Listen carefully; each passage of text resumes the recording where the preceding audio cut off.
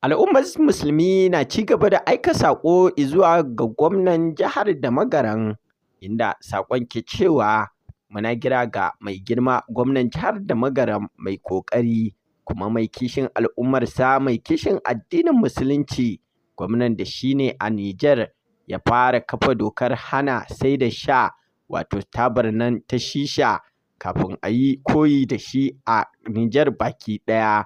Aka sa wannan dokar a jihohin Nijar gaba ɗaya. An dai yi koyi da wannan kyakkyawan halin nasa ne da ya yi, sannan al'ummar Nijar gaba ɗaya suka yi koyi da ita.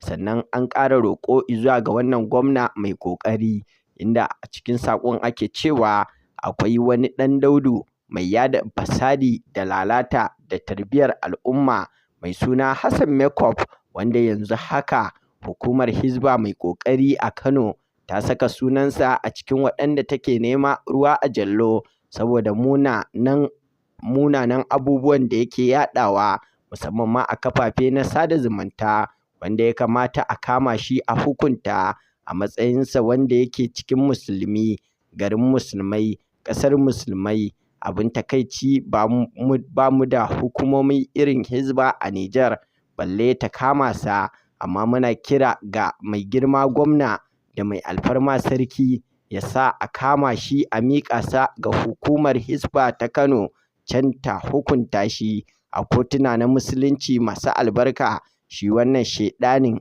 bincike ya nuna idan baya Kano to yana da Magaran. Haƙƙi ne ga hukumomi su sa a kama shi saboda abinsa ya yi yawa matuƙa. Allah ya nuna mana lokacin da za a samu gwamnati wadda za ta kafa mana hukumomi irin ta Hizba a Nijar.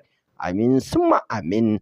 A nan muke so da ku bayyana mana ra'ayoyinku kan wannan batu. Shin kuna fatan a kafa hukumar Hizba a Nijar, ko kuma ba ku da buƙatar hukumomi irin na Hizba a ƙasarku? Ubangiji Allah muna roƙo ka ba mu shuwagabannai adali, ka haɗa kawunanmu. Amin summa amin.